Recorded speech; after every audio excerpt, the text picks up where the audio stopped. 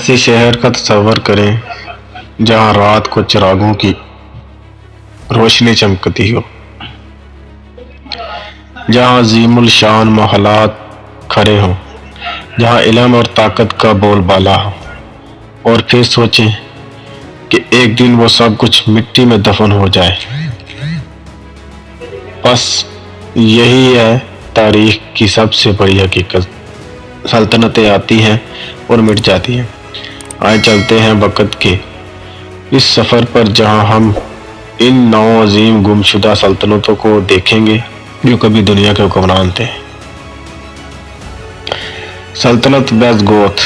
یہ سلطنت 418 سے 720 عیسوی کے درمیان اس کرۂ ارض پر موجود تھی۔ ویزگوت اصل میں ان گوتھیوں کے مغربی گروپ کے ایک رکن ہے جنہوں نے رومیوں کو نیست و نابود کر کے موجود دور کے اسپین اور جنوبی فرانس میں ایک نئی سلطنت کی داغ ڈال ڈالی تھی۔ یہی سلطنت ویزگوت کہلائی۔ ویزگوت اصل میں جرمن خانہ بدوشوں کے قبیلے سے تعلق رکھتے تھے۔ یہ قبیلے رومیوں کے عہد میں یورپ میں پروان چڑھائے تھے۔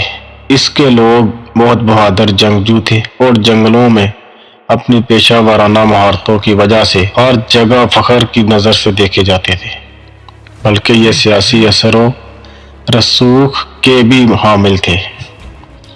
ان کے عزم و تصیف پسندانہ تھے، اس لیے یہ جنگ و جدال کے شوقین تھے اور زیادہ سے زیادہ فتوحات حاصل کرنا چاہتے تھے۔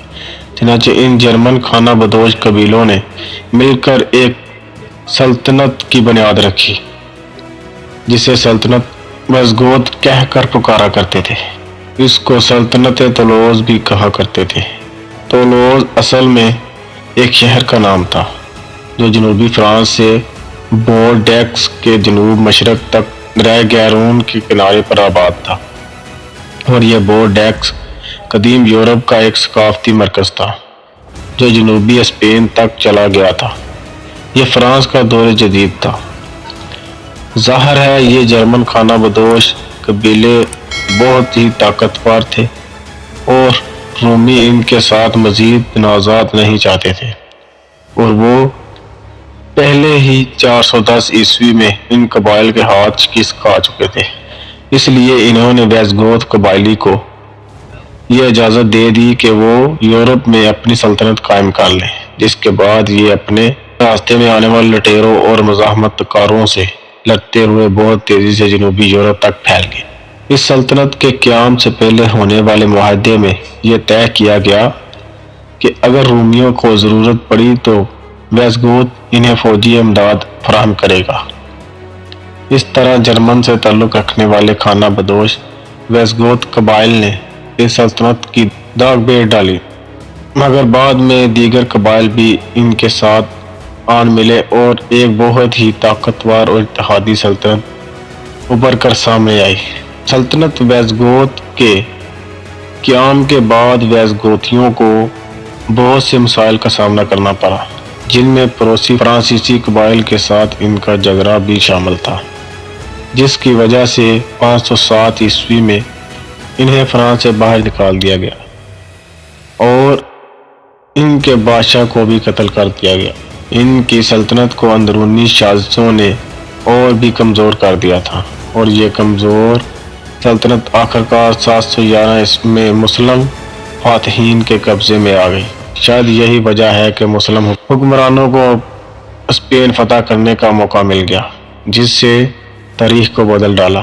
اور سلطنت ویزگوت کا نام و نشان تک باقی نہیں ہے۔ دور جدید کے لوگ تو اس سلطنت کے بارے میں کچھ بھی نہیں جانتے، لیکن یہ سچ ہے کہ کسی دور میں سلطنت ویزگوت کا بڑا طوطی بولتا تھا، اور اس نے جرأت اور بہادری کی اعلیٰ مثالیں قائم کی تھی۔ تو دوسرے نمبر پہ آتی ہے سلطنت اسٹریٹ کلائیڈ۔ یہ نام 2 الفاظ سے مل کر بنا ہے، دریائے کلائیڈ اور تنگ خانائے۔ یہ برطانیہ میں ابتدائی سلطنتوں کے نام تھے جو آج کے جنوبی اسکاٹ لینڈ میں اور شمالی انگلینڈ پر مشتمل تھے۔ اسی خطے میں سلطنت اسٹرائٹ کلائڈ وجود میں آئی۔ یہ سلطنت کا دور حکومت 450 تا 1093 عیسوی پر مشتمل تھا، جب رومیوں نے برطانوی جزیروں پر اپنے کنٹرول کھو دیا تو ان کی سلطنت بھی کمزور پڑنے لگی، جس کے نتیجے میں وہ خلا پیدا ہوا جسے پر کرنے کے لیے ایک نئی سلطنت کو ابھرنا اور وجود میں آنے کا موقع مل گیا، اور اس طرح جنوبی اسکاٹ لینڈ میں سلطنت اسٹریٹ کلائڈ کے داغ بیل ڈالی گئی۔ بعض تاریخ دانوں کا خیال ہے کہ رومی دور سے پہلے کے عہدے میں سلطنت اسٹریٹ کلائڈ ایسی زبردست سلطنت تھی جس نے برطانوی جزیروں کے درخشاں مستقبل کے راہ ہموار کی اور انہیں مستحکم بھی کیا۔ سلطنت اسٹریٹ کلائڈ کے بادشاہ نے اپنی حکومت کی تہذیب اور ثقافت پر خاص توجہ رکھی تھی، اس لیے اس تاریخ دور میں بھی یہ سلطنت یورپ کے باقی دیگر سلطنتوں سے کافی بہتر تھی۔ پھر سلطنت اسٹریٹ کلائڈ کی بدقسمتی سے وائکنگ نے اس سلطنت پر توجہ کی اور 800 کے عشرے کے آخر میں اس کے دارالحکومت کا محاصرہ کر لیا۔ 4 ماہ کے محاصرے کے بعد وائکنگز نے دارالحکومت پر قبضہ کر کے بادشاہ کو حراست میں لے لیا۔ اگلی صدی کے دوران سلطنت اسٹریٹ کلائڈ مختلف لوگوں کے ہاتھوں میں جاتی رہی، کبھی اس پر کوئی قبضہ کر لیتا، کبھی اس پر کوئی۔ عام طور پر اسکاٹ لینڈ کے پڑوسی ریاستوں نے اس پر خوب رسا کشی کی، مگر سلطنت اسٹریٹ کلائڈ کے قبائل پھر بھی متحد نہ ہوئے، بلکہ یہ برطانیہ پر کنٹرول کے لیے آپس میں دست و گریباں ہی رہے۔ سن 1092 میں ولیم فاتح نے یہاں کی باغ ڈور سنبھالی اور سلطنت اسٹریٹ کلائڈ کو انگریزوں کے ماتحت کر دیا۔ حالانکہ 11ویں صدی عیسوی میں اسٹریٹ کلائڈ کا کہیں وجود باقی نہیں تھا، اس کے باوجود رومی سلطنت کے خاتمے کے بعد بھی یہ خطہ اپنی جغرافیائی اہمیت کی وجہ سے یہاں کے ڈھانچے کو برقرار رکھنے میں اہم کردار ادا کرتا رہا۔ ساسانی سلطنت، یہ سلطنت 224 سے 652 تک قائم رہی۔ اس سلطنت کا بانی اردشیر اول تھا۔ طلوع اسلام تک مشرقی وسطی میں مستقل طور پر اس متحد شہنشاہوں کے درمیان مرقع آرائی ہوتی رہی۔ ان میں سے ایک ہی یہ چاہتا تھا کہ اس خطے پر اس کی سلطنت قائم ہو جائے، چنانچہ متحد حکمرانوں کے درمیان مستقل جنگیں ہوتی رہی، جن میں کبھی کوئی کامیاب ہوتا اور کبھی کوئی۔ ان میں سے متحد فرما ہوا تو دنیا سے جاتے ہی فراموش کر دیے گئے، آج کے لوگ ان کے نام تک نہیں جانتے، مگر ان میں سے ساسانی سلطنت ماضی کے وہ زبردست سلطنت تھی جس کا سحر آج تک قائم ہے۔ طلوع اسلام سے پہلے اس خطے پر زرتشتیوں کی حکومت تھی اور یہ آج کل ایران میں قائم ہے۔ اس دور کے سب سے بڑی اور طاقتور سلطنت تھی۔ ساسانیوں سے پہلے اس خطے میں پارتھیائی سلطنت قائم تھی، جس کے زوال کے بعد ساسانیوں نے اپنی قوت اور طاقت کو جمع کیا اور ایک ایرانی سلطنت کی داغ بیل ڈالی۔ اس نئی سلطنت کا ریاستی مذہب زرتشت اعظم قرار پایا۔ ساسانیوں نے اپنی سلطنت کے قیام کے دوران لگ بھگ مشرق وسطی اور مصر کے کئی حصوں پر قبضہ کر لیا اور انہیں دوسرے مذہب قبول کرنے پر مجبور کیا، مگر ساسانی زرتشت مذہب کے سچے پیروکار تھے اور اپنے موقف پر ڈٹے رہے۔ اپنے قیام کے پہلے روز سے ہی ساسانی شہنشاہوں نے جارحانہ پالیسیاں اختیار کی اور اپنے توسیع پسندانہ عزم کا اظہار کیا۔ وہ بڑھتے بڑھتے شمال بید میں جدید آرمانی تک پہنچ گئے، مگر بعد میں وہ بھی زوال کا شکار ہو گئے، جس کے پر پردہ دو وجود میں تھے،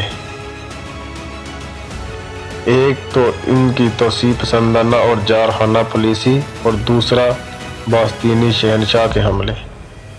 باستینیوں کے حملوں کے بعد ساسانی اپنی سلطنت کی تعمیر و نو تیزی سے نہ کر سکے، جس کے باعث वो नए खतरात में फंस गए।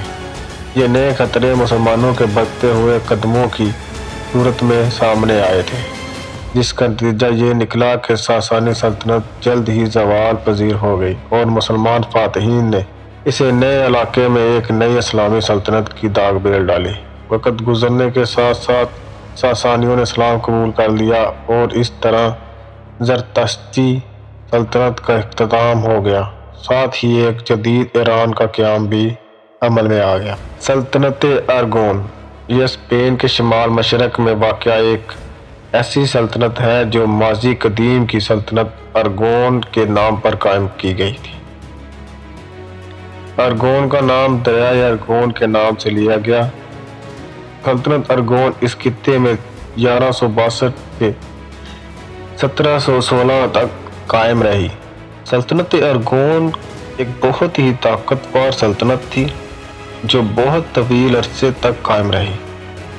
इसका कंट्रोल बहरे रूम के ज़्यादातर इलाकों पर था।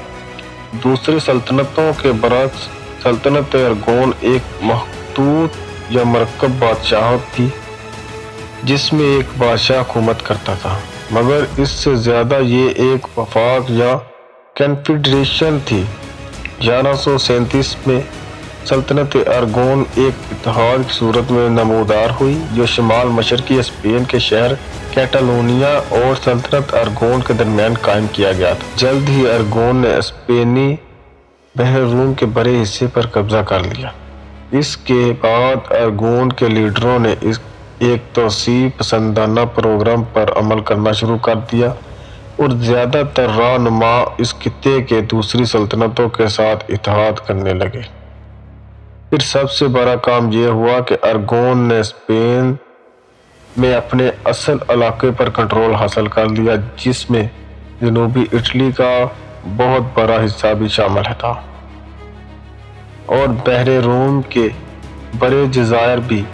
इसके नतीजे पर निकले कि सल्तनत अरगोन दौरे जदीद के स्पेन का मरकज़ बन गया। 13वीं सदी और 14वीं सदी में ताज बहुत ताकतवर था, मगर बाद में आहिस्ता आहिस्ता ये महदूद होता चला गया। 18वीं सदी के अव्वल में स्पेन में तख्त पर बकाबस होने की जंग ने इस स्पेनी इलाके में उभरती फैला दी और ये इलाका मरकजी क़यादत के तहत चला गया। इसके बाद अरगोन भी स्पेन में कायम होने वाली नई इत्तेहादी हुकूमत के मातहत हो गया। हालांकि ये इलाका अगली सदी में भी नीम खुद व मुख्तार था, मगर यहाँ बादशाहत का खात्मा हो चुका था और 19वीं सदी के अव्वल में ये पूरा खित्ता नए स्पेन में शामिल हो गया और इस तरह माजी की सल्तनत अरगोन का खात्मा हो गया। तो दोस्तों, आज की वीडियो में इतना ही। बाकी मज़ीद 2 सल्तनत के बारे में हम जानेंगे अगली वीडियो। और ये सब सल्तनतें हमें एक ही सबक देती हैं, ताकत, दौलत और शान व शौकत ये सब फ़ानी है। वक़्त के साथ साथ सब कुछ मिट जाता है, सिर्फ कहानियाँ रह जाती हैं और कहानियाँ हमें याद दिलाती हैं कि गरूर ना करो, क्योंकि तारीख़ ने आज तक किसी को नहीं बख्शा है। दुआ में याद रखिएगा। अल्लाह।